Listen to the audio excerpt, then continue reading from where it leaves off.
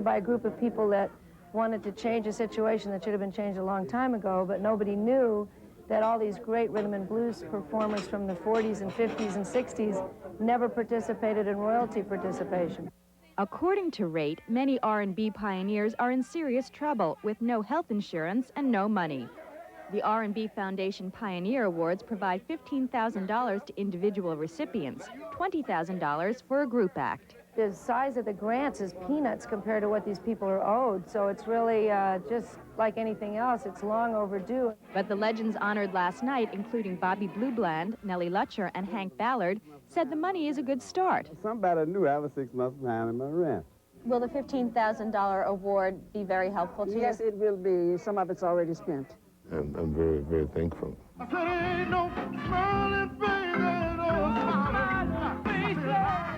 In addition to the grants, the Rhythm and Blues Foundation is trying to help artists get their due from the recording industry. Nobody's participating in the profits of making CDs out of what used to be albums and singles. The Rhythm and Blues Foundation is working on changing that. Respect yourself! Sherry Dean, CNN Entertainment News, New York. Those special effects required full black makeup and wigs that were all black, and black food coloring on my tongue and inside my mouth. My teeth are painted with whiteout from typewriters. And then I had on top of that Caro syrup and glycerin thrown on my face and clothes. His country, Apted's best-known project, is a documentary that he updates every 7 years. Our man in Hollywood, Jim Brown, caught up with him in a post-production studio.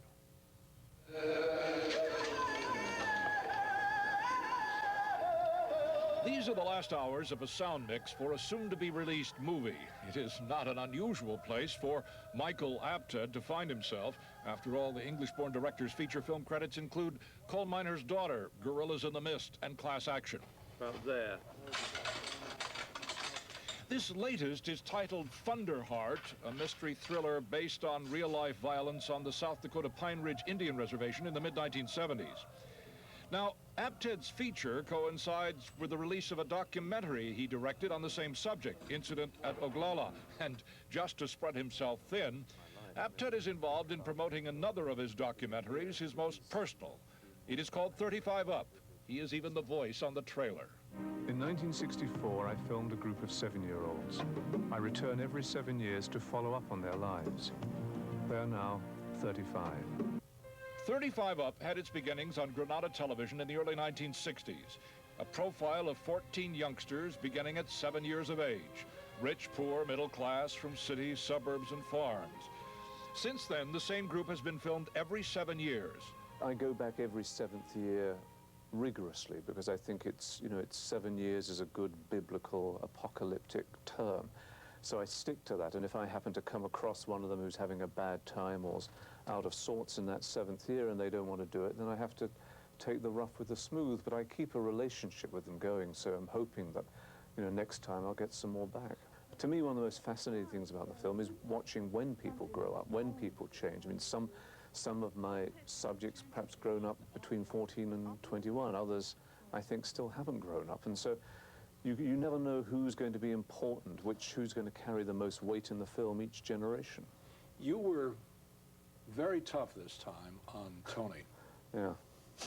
I mean, to the point where you said to him, you've failed in everything you've done. I know, and I've always said it, there's never ever a thing in my life I've never set out to do that I've never achieved. I wanted to be a jockey, thank God. I rode on a race with Lester Piggott, and I did it. I wanted to be in the film game, I got in it. Working with Steven Spielberg for 2 weeks on one of his films. I made it happen on my terms, and now I can say I helped him. And I'm more stronger in that respect. But you didn't pull it off. You didn't pull a jockey off. You haven't made it as an actor. You didn't pull off the pub. Well, it's better to be a has-been than never was, wasn't it? I sometimes blush when I see the film and think, God, how could I ask that? But you have to understand that I'm very close with all these. I mean, we've known each other 28 years, and as the series has gone on, and although I'm 15 years older than them, the age difference has reduced as they've got older, and you know, we're very close, and it is like talking to the family. Ladies and gentlemen, good morning and welcome to another of Oscar's greatest moments. Oh, not according to Michael Apted, whose blush over some of the 35 Up questions turned to the red flush of anger over the Academy's recently announced choices for Oscar nominees in the documentary category.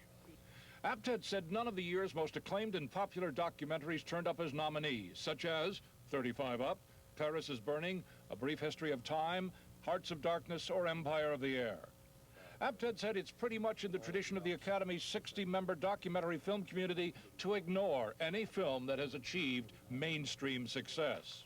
I mean, in the end, it doesn't matter. In the end, my film and Paris is Burning, Hearts of Darkness have found big audiences and hopefully will carry the banner for documentaries. But it would be nice to think that the Academy, which is supposed at this time of the year to be rewarding excellence in documentary, you know, would pay attention to those documentaries that are known, that are out there, that have become popular, and not see popularity as some kind of disease.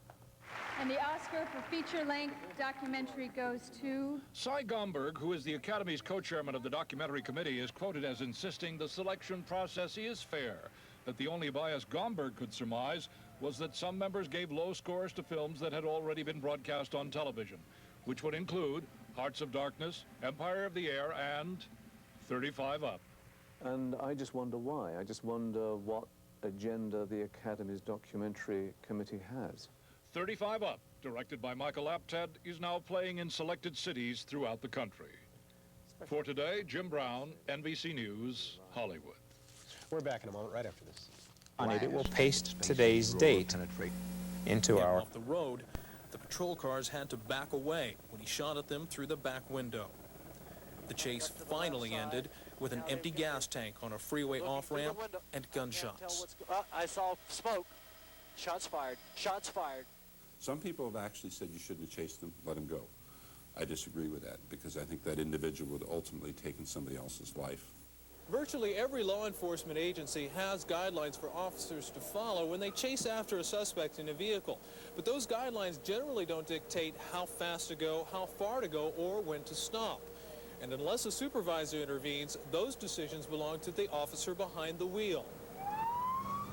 3188, copy in pursuit of a white Dodge Diplomat proceeding eastbound on Smith Boulevard. Code 33 in effect. State governments have a budget for training highway patrol officers how to safely pursue suspects at high speeds. And some of the big city police departments can afford to send their officers through such a course. But the smaller, local lawmen usually don't have the money in the budget to pay for that kind of training. La Crosse believes they do. The money is either going to be paid out to families who have been injured severely or who have lost loved ones, or the money is going to be paid out in training and in technology and in equipment. The question of money brings even more numbers into the equation of how does catching a criminal in a dangerous chase add up to protecting and serving the public? It's hard for an officer, yes, because they're out there for a reason, that's to protect the public, and they feel if this individual is not apprehended, he or she, whoever it may be, is going to injure somebody. So that's the decision the officer has to make. Actually, you know, pursuing in a car is, you know, that's cowboys and Indians. I can't turn back time. I can't, you know, no matter how successful we get, you know, I'll never get my mother back. I fully realize that, but again, you know, I might give someone else their mother back. Dunn and La Crosse say that along with getting officers to let more fleeing suspects get away, states should also increase the penalty for trying to run from the law. But both admit that no matter what the law says, some people will always try to elude capture. There's a lot of tough material in there. Coming up, a remarkable